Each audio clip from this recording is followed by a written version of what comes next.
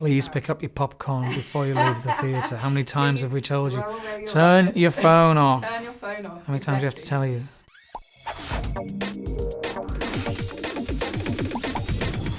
Hi, Jamie. Hi. How are you doing? I'm very well. How are you? Yeah, good. Good.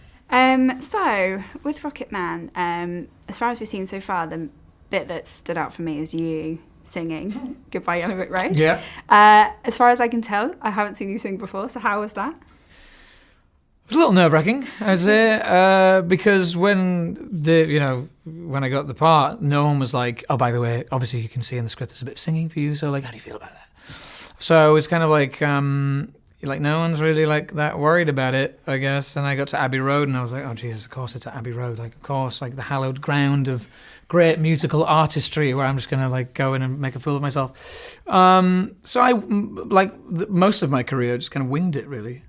And just kind of, just got through it. But Taron had the lion's share of the singing, obviously, and he crushed it. You know, he really did. I would say by the end, I mean, his voice was strong anyway, but by the end of this movie and the work that he had done and the training he'd done and just singing these very complicated songs, that he'd be able to go out into any arena, like, you know, that most of these kind of big artists do and nail it, for sure, definitely.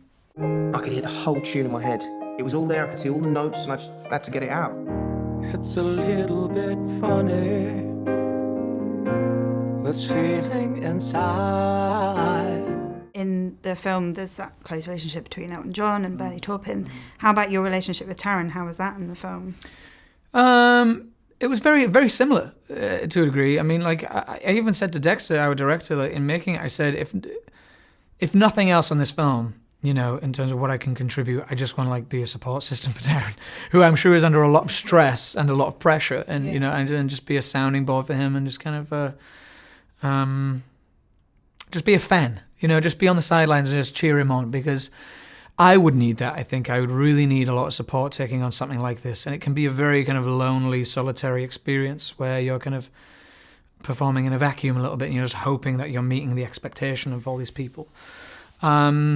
But we get along great, you know, we really do. We have a very loving relationship, and certainly Elton and Bernie's bond goes very deep and has covered many decades, so yeah. Don't you want to just sing without this ridiculous paraphernalia? People don't pay to see Reg White. They pay to see Elton John. Sorry. I know. And what's been your favourite part of filming Rocketman?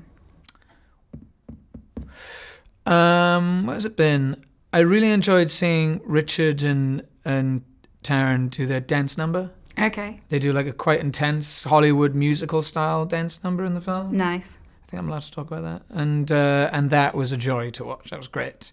And is that what people can expect from Rocketman, is those big moments? Very surreal. Spins off into all different types of genre almost, you know.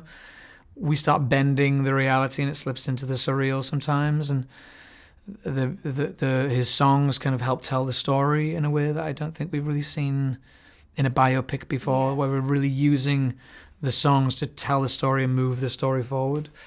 It's fantasy, you know, it really is. I mean, I don't know how else to really tell the story of Elton John, because it deserves to be that eclectic and that big and bold. Yeah. Maybe I should have tried to be more ordinary. You were never ordinary.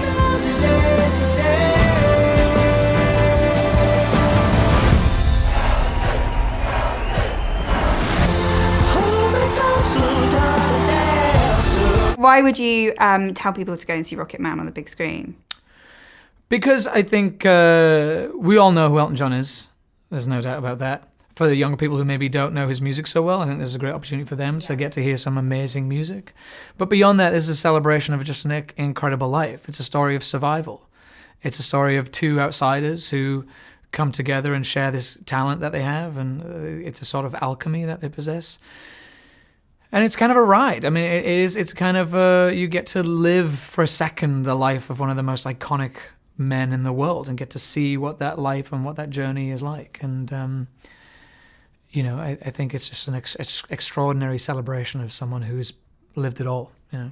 at Cineworld, we always ask people, what's your favourite thing Please about... pick up your popcorn before you leave the theatre. How many times have we told you? throw away your Turn rubbish. your phone off. Turn your phone off. How many times do I have to tell you? What's your favourite thing about going to the cinema? The trailers, obviously. Yeah? Yep, I love the previews. It makes me feel like a kid when I see the previews. Yeah. But there's also just something like when you're going to see something opening weekend and there's like a big crowd and everyone's like jazzed for the movie and the movie just starts and it's a great movie, you know, and it really the movie starts hitting and everyone's just having that collective experience. Because you're surrounded by all these other people, it just makes it better, you know. And I think that kind of community shared experience, even though you're in the dark, you're aware of the people around you, and I think that's what makes going to the movies so special. I hope we don't lose that. And I think it's gone.